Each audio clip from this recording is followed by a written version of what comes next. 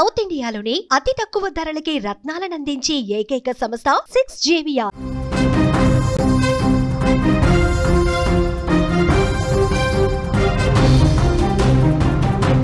ప్రపంచం మొత్తం చెబుతోంది, అయినా పుతిన్ వినటం లేదు. ట్రంప్ అలస్కాకు పిలిపించుకొని మరీ రిక్వెస్ట్ చేశాడు, అయినా పుతిన్ వినట్లేదు. భారత ప్రధాని Modi Shanghai cooperative organisation meeting తర్వాత చైనాలో పుతిన్తో ప్రత్యేకంగా భేటీ అయిన సందర్భంలో కూడా చాలా స్పష్టంగా చెప్పారు, మానవత్వం ఉన్న ప్రతి ఒక్కరూ ఉక్రెయిన్ రష్యా యుద్ధం ఆగిపోవాలని కోరుకుంటున్నారని. అయినా పుతిన్ వినట్లేదు. పుతిన్ పట్టిన మొండి పట్టు ఉక్రెయిన్ని వణికిస్తోంది. ఇంకా చెప్పాలంటే ఉక్రెయిన్కి తీవ్రమైన నష్టాన్ని కలిగిస్తోంది. ఎప్పుడైతే ఆ ఆపరేషన్ స్పైడర్ వెబ్ జరిగిందో అప్పటి నుంచి ఇప్పటి వరకు ఉక్రెయిన్పై వరుస దాడులు చేస్తూనే వస్తోంది రష్యా. తాజాగా మరొకసారి క్షిపణి దాడులకు పాల్పడింది. దాదాపు 500కు పైగా మానవరహిత విమానాలతో ఉక్రెయిన్ని అల్లాడించింది రష్యా. మామూలుగా కాదు, ఉక్రెయిన్లో బాంబుల మోత మోగింది. ఉక్రెయిన్ని వణికించేసింది ఈ దాడి. 24 క్షిపణులతో ఎడతెరిపి లేని దాడి చేసింది. ఉక్రెయిన్లో అసలు వణుకు పుట్టించే విధంగా రష్యా అసలు దాడుల విషయంలో వెనక్కి తగ్గడం లేదు. పుతిన్ ఉక్రెయిన్పై దాడిని సమర్థించుకుంటూనే వస్తున్నారు. ఉక్రెయిన్ నాటోలో కడవకుండా ఉండాలని, ఉక్రెయిన్ నాటోకి దూరం అవ్వాలని చాలా స్పష్టంగా బాహాటంగా అనేక వేదికలపైన చెబుతూ వస్తున్న పుతిన్ ఇవాళ మళ్ళీ ఉక్రెయిన్ పైన దాడులకు తెగబడ్డాడు. ఉక్రెయిన్ కూడా ఈ విషయంలో వెనక్కి తగ్గకపోవడం. అలస్కాలో డొనాల్డ్ ట్రంప్తో జరిగిన సమావేశంలో ఉక్రెయిన్పై చర్చలు జరిగాయి. ఉక్రెయిన్తో యుద్ధం ఆపాలని ట్రంప్ పుతిన్ని కోరారు. అయితే కొన్ని డిమాండ్లని పుతిన్ ట్రంప్ ముందుంచారు. ట్రంప్ ఆ డిమాండ్లని ఉక్రెయిన్ అధ్యక్షుడు జెలెన్స్కీతో కూడా చర్చించారు. అయినప్పటికీ కూడా సంధి కుదరకపోవడం, రెండు దేశాల మధ్య కొన్ని ఇగో ఇష్యూస్ కావచ్చు, సార్వభౌమాధికార సమస్యలు కావచ్చు, అట్లాగే సరిహద్దు సమస్యలు కావచ్చు, అవి పూర్తి స్థాయి పరిష్కారం కాకపోవడంతో ఉక్రెయిన్ అల్లాడుతోంది. ఉక్రెయిన్ పైన దాడులు కొనసాగుతున్నాయి. బుధవారం ఉక్రెయిన్ అంతటా వైమానిక దాడి సైరన్లు మోగాయి. రష్యా భారీ వైమానిక దాడిని ప్రారంభించింది.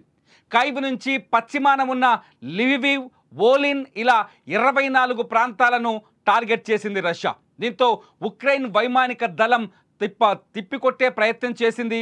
3 క్షిపణులు, 69 స్ట్రైక్ డ్రోన్లను 14 చోట్ల ఢీకొట్టి నేలకూర్చాయి. కూలిన శిథిలాలు 14 చోట్ల పడిపోయాయి. ఇక మాస్కో 502 మానవరహిత విమానాలు 24 క్షిపణులను ప్రయోగించిందని ఉక్రెయిన్ అధికారులు చెబుతున్నారు. ఈ దాడులో పౌరులకు కూడా గాయాలయ్యాయని, ప్రజా మౌలిక సదుపాయాలకు తీవ్ర నష్టం వాటిల్లిందని ఉక్రెయిన్ ప్రకటిస్తోంది. ఇదిలా ఉంటే ఉక్రెయిన్ రష్యా యుద్ధం ఆగాలని ట్రంప్ రెండోసారి అధికారంలోకి వచ్చిన దగ్గర నుంచి ప్రయత్నిస్తున్నారు. ఇదే విషయంపై సౌదీ అరేబియా వేదికగా చర్చలు కూడా జరిగాయి, కానీ సత్ఫలితాన్ని ఇవ్వలేదు. దీంతో ట్రంపే స్వయంగా రంగంలోకి దిగి పుతిన్ జెలెన్స్కీతో చర్చలు జరిపారు. అయినా కూడా ఫలితాన్ని ఇవ్వలేదు. తాజాగా యథావిధిగా రష్యా దాడులు చేస్తూనే ఉంది. అలస్కా మీటింగ్ ఏమాత్రం ఉపయోగపడలేదని కూడా ఇక్కడ స్పష్టంగా అర్థమవుతోంది. ఇదిలా ఉంటే చైనా పర్యటనలో ఉన్న పుతిన్తో, రష్యా అధ్యక్షుడు పుతిన్తో భారత ప్రధాని నరేంద్ర మోదీ కూడా కొన్ని రిక్వెస్టులు చేశారు. రష్యా ఉక్రెయిన్ మధ్య శాంతి నెలకొనాలని, రష్యా ఉక్రెయిన్ మధ్య ఉన్న ఉద్రిక్తతలు తగ్గాలని ప్రతి మానవతావాది కోరుకుంటున్నాడంటూ నేరుగా భారత్ రష్యా ద్వైపాక్షిక చర్చల్లో కూడా చాలా స్పష్టంగా భారత ప్రధాని నరేంద్ర మోదీ చెప్పారు. అయినప్పటికీ కూడా పుతిన్ తగ్గటం లేదు.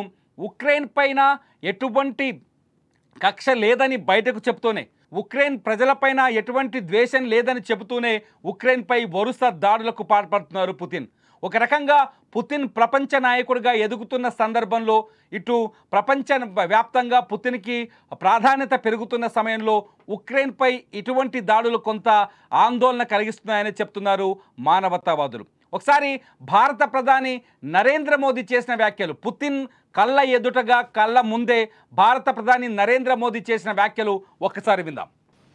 एक्सेलेंसी, यूक्रेन में चल रहे संघर्ष के विषय में हम लगातार चर्चा करते रहे हैं। हाल में किए गए शांति के सभी प्रयासों का हम स्वागत करते हैं। हम आशा करते हैं कि सभी पक्ष कंस्ट्रक्टिवली आगे बढ़ेंगे। संघर्ष को जल्द से जल्द खत्म करने और स्थायी शांति स्थापित करने का रास्ता खोजना होगा।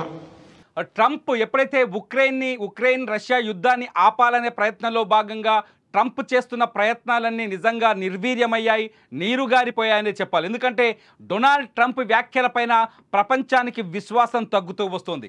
డొనాల్డ్ ట్రంప్ చేసే వ్యాఖ్యలు కావచ్చు, ఆయన విధిస్తున్న టారిఫ్లు కావచ్చు, ఉక్రెయిన్కి బాహాటంగా కాకుండా అంతర్గతంగా ఉక్రెయిన్కి సహాయం చేస్తూనే వస్తున్నాడు డొనాల్డ్ ట్రంప్. అంతేకాదు నాటో దేశాలు, యూరప్ దేశాలు కూడా ఉక్రెయిన్కి మద్దతు ఇస్తూనే వస్తున్నాయి.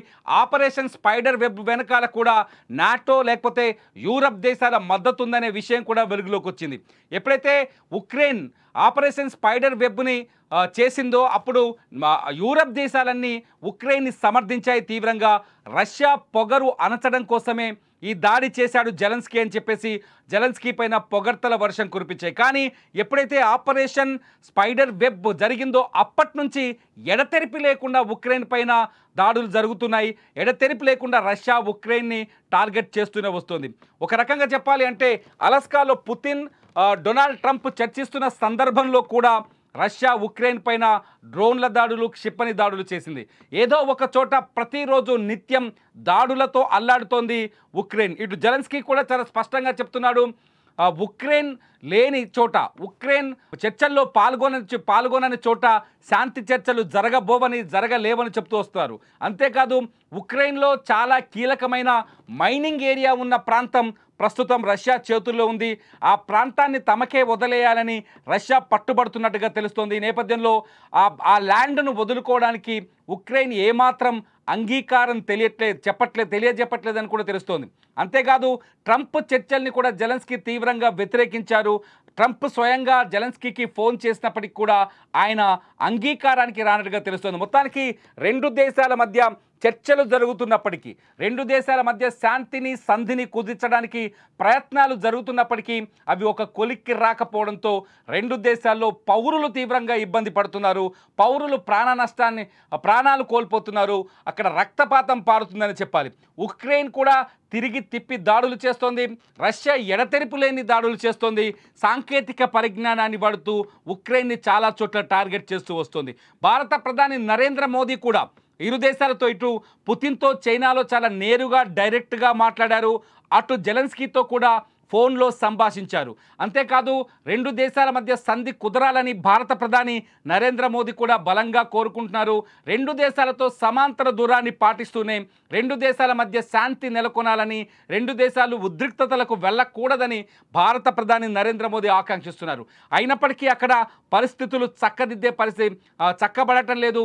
అక్కడ పరిస్థితులు ఇంకా విధ్వంసాలతో అట్లాగే ఉద్రిక్తంగానే కనిపిస్తున్నాయి. తాజాగా రష్యా చేసిన దాడులతో ఉక్రెయిన్ తీవ్రంగా నష్టపోయామని ప్రకటిస్తోంది. 502 మానవరహిత విమానాలు కావచ్చు, 24 క్షిపణులు కావచ్చు తమ ప్రాంతాన్ని సర్వనాశనం చేశాయని, పౌరులు కూడా తీవ్రంగా గాయపడ్డారని ఉక్రెయిన్ ప్రకటిస్తోంది. చూడాలి ఉక్రెయిన్ రష్యా యుద్ధం ఆగటానికి ఇంకా ఎంతమంది నాయకులు పనిచేయాలి. భారత ప్రధాని నరేంద్ర మోదీ స్పందించారు. ఇటు ట్రంప్ తన ప్రయత్నాలు చేస్తూనే వస్తున్నారు. నిజానికి ట్రంప్ పైన తగ్గుతున్న విశ్వాసం కూడా ఉక్రెయిన్కి రష్యా పైన నమ్మకాన్ని కలిగించట్లేదనే చర్చ కూడా ప్రపంచ వేదికలపైన జరుగుతుంది.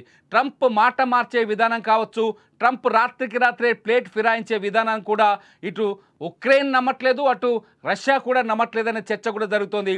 భారత ప్రధాని నరేంద్ర మోదీ కూడా ఈ విషయంలో జోక్యం చేసుకోవడంతో మోదీ మధ్యవర్తిత్వం వర్కౌట్ అవుతుందా? ఒకవేళ మోదీ మధ్యవర్తిత్వం చేస్తే రష్యా ఉక్రెయిన్ యుద్ధం ఆగే అవకాశం ఉందా అనే చర్చ కూడా ఇప్పుడు ప్రపంచ వేదికలపై నడుస్తుంది. మరి మీరేమనుకుంటున్నారు? భారత ప్రధాని నరేంద్ర మోదీ మధ్యవర్తిత్వం వహిస్తే కానీ, భారత ప్రధాని నరేంద్ర మోదీ ఇరు దేశాల అధ్యక్షులతో మాట్లాడితే రష్యా ఉక్రెయిన్ యుద్ధం ఆగుతుందని మీరు భావిస్తున్నారా? మీ అభిప్రాయాన్ని ఈ వీడియో కింద కామెంట్ చేయండి. అప్డేట్స్ కోసం చూస్తూనే ఉండండి Suman TV digital live, Suman TV live.